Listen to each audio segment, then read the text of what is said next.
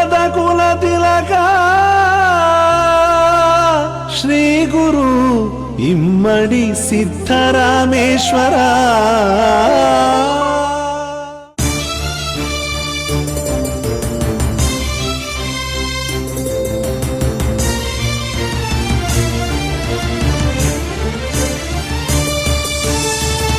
ಮಾನವತೆಯ ಮಹಾಜ್ಯೋತಿ ಮನುಕುಲಕ್ಕೆ ಇವರೇ ಸ್ಫೂರ್ತಿ. ಶಿಲೆ ಕೆತ್ತಿ ಕಲೆ ತೋರೋ ಕಲ್ಲರಳಿಸಿ ಹೂ ಮಾಡೋ ಭೋವಿ ಕುಲದ ಕುಲ ತಿಲಕ ಶ್ರೀ ಗುರು ಇಮ್ಮಡಿ ಸಿದ್ಧರಾಮೇಶ್ವರ.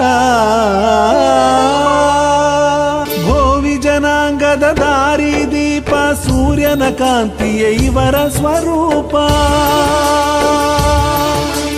ಭೋವಿ ಜನಾಂಗದ ದಾರಿ ದೀಪ ಸೂರ್ಯನ ಕಾಂತಿಯ ಇವರ ಸ್ವರೂಪ. ಒಡ್ಡರ ಪಾಲಿಗೆ ಆಸರೆಯಾಗಲು ಧರೆಗಿಳಿದವರು ಇವರೇನಪ್ಪ. ಒಡ್ಡರ ಪಾಲಿಗೆ ಆಸರೆಯಾಗಲು ಧರೆಗಿಳಿದವರು ಇವರೇನಪ್ಪ.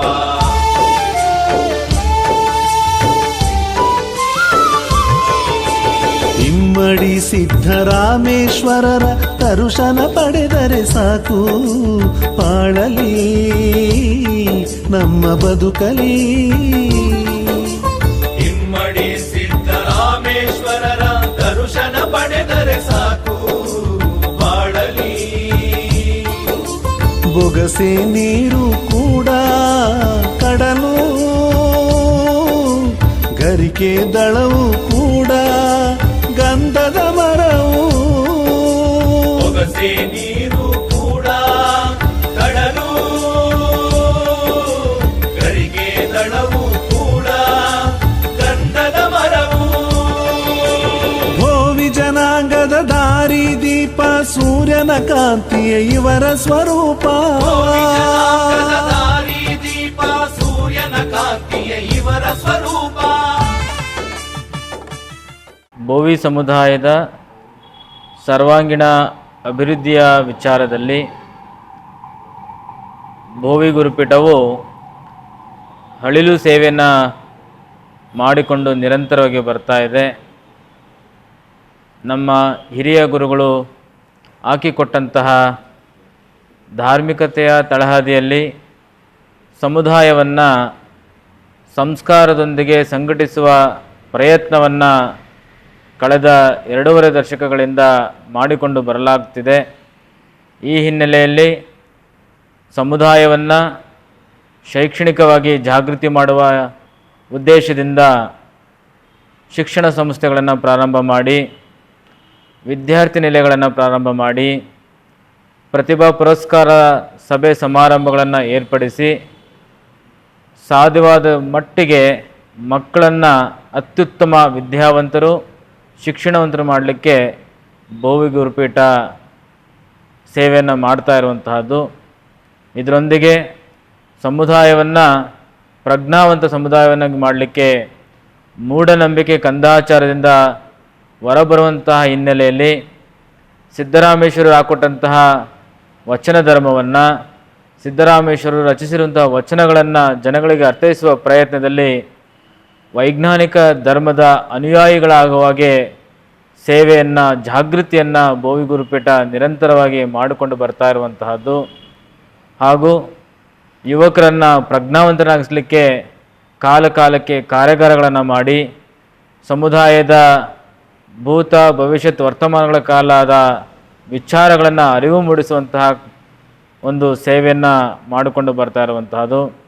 ಇದರೊಟ್ಟಿಗೆ ಸಮುದಾಯದ ಜನಗಳು ಯಾವ ನಾಡಿನಲ್ಲಿ ಯಾವ ಪ್ರದೇಶದಲ್ಲಿ ಸಂಕಷ್ಟಕ್ಕೆ ಈಡಾಗಿರ್ತಾರೆ ಅವರಿಗೆ ಸಾಂತ್ವನ ಹೇಳುವಂತಹ ಕಾರ್ಯ ಹಾಗೂ ಸಹಕಾರವನ್ನು ನೀಡುವಂತಹ ಕಾರ್ಯವನ್ನು ಭೋವಿ ಗುರುಪೀಠ ನಿರಂತರವಾಗಿ ಮಾಡಿಕೊಂಡು ಬರ್ತಾ ಇದೆ.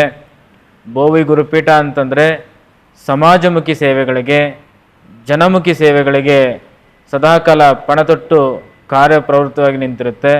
ಇಂತಹ ಗುರುಪೀಠದ ಒಂದು ಸೇವೆಗೆ ಕಳೆದ 2.5 ವರ್ಷಗಳ ಕಾಲ ಅವಕಾಶವನ್ನು ಮಾಡಿಕೊಟ್ಟಿರುವಂತಹ ಸಮುದಾಯದ ಜನಗಳಿಗೆ ಕೃತಜ್ಞತೆಗಳನ್ನು ಸಲ್ಲಿಸುತ್ತಾ ಈ ಒಂದು ದೀಕ್ಷಾ ರಜತ ಮಹೋತ್ಸವ ಸಂದರ್ಭದಲ್ಲಿ ಇನ್ನೊಂದಿಷ್ಟು ಅರ್ಥಪೂರ್ಣವಾಗಿ ಈ ಸಮಾರಂಭವನ್ನು ಈ ಕಾರ್ಯಕ್ರಮವನ್ನು ಏರ್ಪಡಿಸಲಿಕ್ಕೆ ಎಲ್ಲರ ಸಲಹೆ ಸಹಕಾರದ ಮೂಲಕವಾಗಿ UPSCಯಲ್ಲಿ ಪಾಸಾದಂತಹ ಅಭ್ಯರ್ಥಿಗಳಿಗೆ ಹಾಗೂ SSLC PUC ಅತಿ ಹೆಚ್ಚು ಅಂಕಗಳನ್ನು ಪಡೆದಂತಹ ವಿದ್ಯಾರ್ಥಿಗಳಿಗೆ ಪ್ರತಿಭಾ ಪುರಸ್ಕಾರ ಸಮಾರಂಭವನ್ನು ಏರ್ಪಡಿಸಿದೆ. ಬೋವಿ ಗುರುಪೀಠದಿಂದ ಇದುವರೆಗೆ ಕನಿಷ್ಠ 1 ಕೋಟಿ ರೂಪಾಯಿಗಿಂತ ಹೆಚ್ಚು ಪ್ರತಿಭಾ ಪುರಸ್ಕಾರದ ವಿದ್ಯಾರ್ಥಿ ವೇತನವನ್ನು ನೀಡಿಕೊಂಡು ಬಂದಿದೆ. ಅದು ಮುಂದುವರಿಸಿಕೊಂಡು ಹೋಗ್ತಾ ಇದ್ದೇವೆ. ಇದರೊಂದಿಗೆ ನೂತನ ಜನಪ್ರತಿನಿಧಿಗಳಿಗೆ ಅಭಿನಂದನಾ ಕಾರ್ಯಕ್ರಮ, ಯುವಕರಿಗೆ ಸಮಾಜಮುಖಿ ಸೇವೆಯನ್ನು ಮಾಡಲಿಕ್ಕೋಸ್ಕರ ರಕ್ತದಾನ ಶಿಬಿರ ಹಾಗೂ ಯುವತಿಯರಿಗೆ ದಾಂಪತ್ಯ ಜೀವನಕ್ಕೆ ಸಹಕಾರ ಆಗುವಂತಹ ವಧುವರರ ಸಮಾವೇಶವನ್ನು ಈ ರೀತಿಯಾಗಿರುವಂತಹ ಜನಮುಖಿ ಕಾರ್ಯಕ್ರಮಗಳು ಮಾಡುತ್ತಾ ಸಮುದಾಯಕ್ಕೆ ಅರಿವು ಮೂಡಿಸುವ ಹಾಗೂ ಹಕ್ಕುಗಳನ್ನು ನೀಡುವಂತಹ ಹಿನ್ನೆಲೆಯಲ್ಲಿ ಈ ರಾಜ್ಯದ ದೊರೆಗಳಾಗಿರುವಂತಹ ಮುಖ್ಯಮಂತ್ರಿ ಸಿದ್ದರಾಮಯ್ಯವ್ರನ್ನ, ಉಪಮುಖ್ಯಮಂತ್ರಿ DK ಶಿವಕುಮಾರ್ ಅವ್ರನ್ನ ಹಾಗೂ ಸಚಿವ ಸಂಪುಟದ ಅನೇಕ ಸಚಿವರನ್ನು, ಕೇಂದ್ರ ಸರ್ಕಾರದ ಸಚಿವರನ್ನು ಈ ಸಮಾರಂಭಕ್ಕೆ ಕರೆಸಿ ಸಮುದಾಯದ ಹಕ್ಕೊತ್ತಾಯಗಳನ್ನು ಮಂಡಿಸಲಿದ್ದೇವೆ.